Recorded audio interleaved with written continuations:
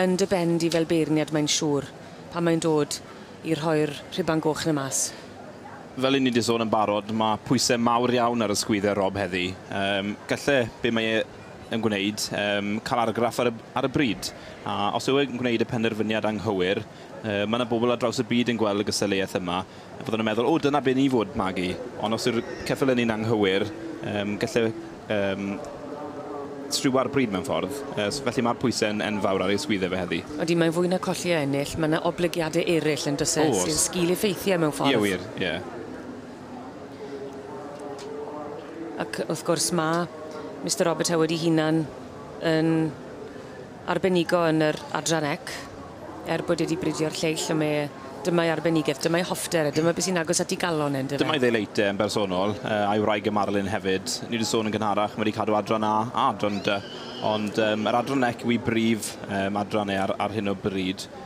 Dwi'n magu ryw lawer ragor, ond mae ferch yn cadw i fagu. Ond dyn profiadol iawn o fewn y maes hwn.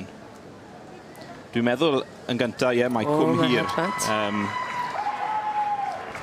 Felly nillodd hon, yma'n llynedd hefyd os dwi'n cofio'n iawn. Eiddo Sarah Heimer, sy'n byw yn bell iawn oddi yma. A Jamie yn dangos ar ei rhannu wrth gwrs. Cwm hir Billy Joe, dwi'n meddwl.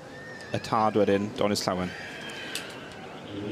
Wel, mae'r penderfyniad wedi wneud yn adran y Merlod Cymreig teip cob i Eboles neu adfarch Tair blwyddod. Llongyfarchiadau gwresog i Mrs Sarah Heimer yn berchen ar cwm hir Billy Joe. Dyna'r un sydd wedi cael y riban goch y bore yma.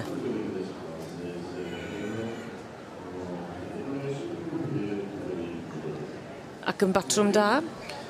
Yn batrwm da. Byddwn ni'n dweud bod yn batrwm braidd yn wahanol falle i'r dosbarthiadau sydd wedi bod y bore yma.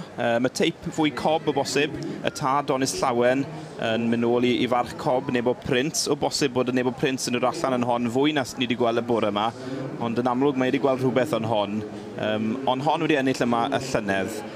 Yn ail y flwyddyn cyn ni hefyd. Wedi ennill yn Glanysg hefyd. Lot o lwyddiant wedi bod i'r Eboles yma yn y gorffennol. Ond rhaid yw beirniadu'r dosbarth fel maen nhw. O bosib bod wedi gweld y teip Ponies wedi hoffi yn y dosbarth yma. Ac oherwydd hynny, cwm hir Billy Joe oedd yn mynd â hi ar y diwedd. Felly ar bob pen blwydd, mae wedi ennill. Ie, wir. Ni wedi cael rhyw ribant y beth. Robert yn annisgwl neu i'w ddisgwl o ran canlyniad?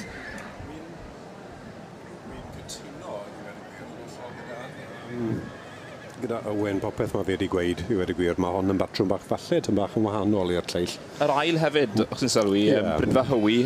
Teip bach yn wahanol y bosib. Odi wir yn ail, wrth gwrs, Hywi Moon Lady. Cyseg Felen, wrth gwrs, i Roger Davies, Hywi Tango a Hywi Moonlight y fam. Odi, wrth gwrs, mae'r gwad yn yr adran C yn beth diddorol iawn. Wyt ti'n gallu croesi adran A gyda adran D a amlan. Ac wrth gwrs, wrth wneud ni, fe gallu di gael bob batrwn yn dod mas yn dyfet. A Maggie, wrth gwrs, wyt ti byth yn gwybod cweit beth sy'n ddim yn mynd i ddod mas. Wrth gwrs, wedi blano o feddwl, ond mae'r gaseg fe wneud i beth mae moyn yn diwedd.